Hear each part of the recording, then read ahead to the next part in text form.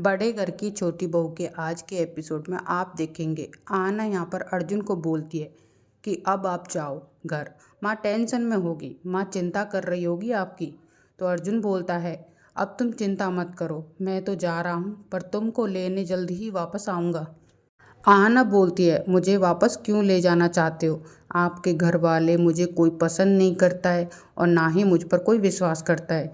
तो अर्जुन बोलता है कि किसी को विश्वास आप पर हो या ना हो, मुझे आप पर पूरा विश्वास है।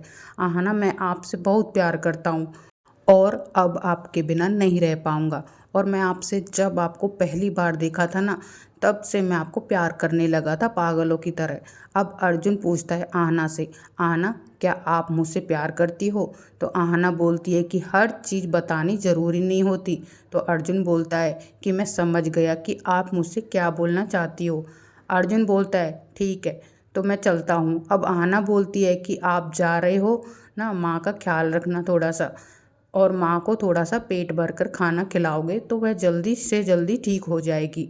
और बाकी सब घर में जो भी लोग हैं सबको अच्छा पेट भर के खाना दीजिए तो सब ठीक हो जाएगा, सब अच्छा चलेगा। अब अर्जुन बोलता है आपकी यह बात सुनकर मुझे बहुत अच्छा लगेगा और आपके लिए मेरे दिल में इज्जत बढ़ गई है। आप मेरे घर वालों के बारे में इतना सोचती हो। इधर दुर्गा को ठाकुर जी बोलती है कि तुम्हारा बेटा मुझे तो लगता है एक रात में ही तुम्हारी बहू का हो गया है।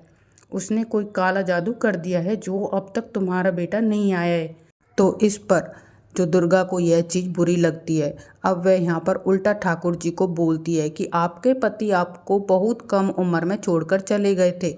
आपकी शादी को कुछ टाइम हुआ था, इतने में वह चले गए थे। ये चीज़ कहीं ना कहीं ठाकुर जी को बुरी लग जाती है।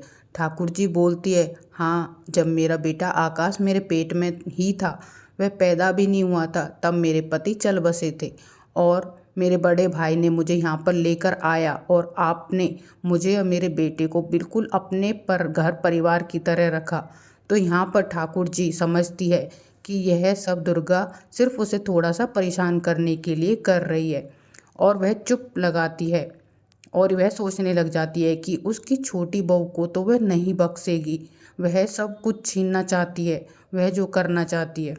अब अर्जुन आना को कुछ पैसे निकाल कर देता है और बोलता है कि कुछ पैसे रख लो, अब यहाँ पर रह रही हो, अगर आपको ज़रूरत पड़े आप इनमें अपना काम चला लेना। तो आहना बोलती है आपको मैंने बताया था कि ना शादी वाले दिन कुछ पैसे मेरे पास रखे हैं, अगर मुझे ज़रूरत पड़ेगी तो मैं उन पैसों को इस्तेमाल कर लूँगी, अभी मुझे इनकी ज़रूरत नहीं है। तो वह बोलता है कि ठीक है, अगर तुम्हें नहीं चाहिए तो ठीक है। अर्जुन अपने घर के लिए निकल जाता है। इधर दुर्गा देवी भी पुलिस स्टेशन में पहुंच जाती है। घर में बोलकर आती है कि मैं मंदिर जा रही हूँ, लेकिन वह पुलिस स्टेशन पहुंच जाती है और बड़े साहब से मिलने के लिए बोलती है।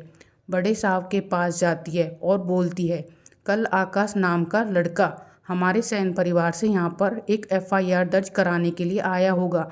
तो बड़े साहब बोलते हैं और वह बोल रहा था कि आपके घर की छोटी बहू ने आपको मारने की कोशिश करी है। तो दुर्गा बोलती है कि नहीं, मुझे उस लड़की पे पूरा भरोसा है, वह ऐसा काम नहीं कर सकती। गलती तो उससे हुई है पर कमरे में वह दवाई किसी और ने रखी है।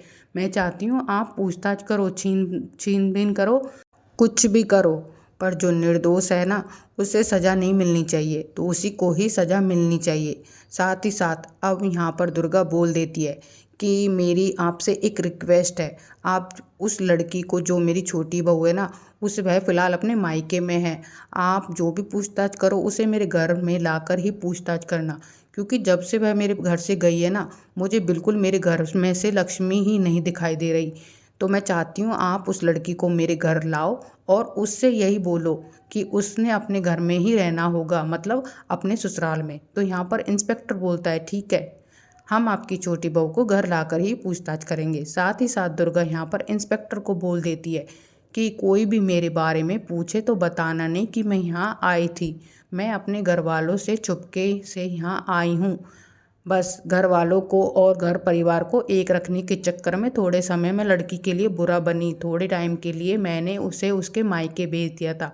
बाकी आप उसे वापस घर पहुंचा दो और सारी छानबीन करके दोषी को ही सज़ा दिला दो।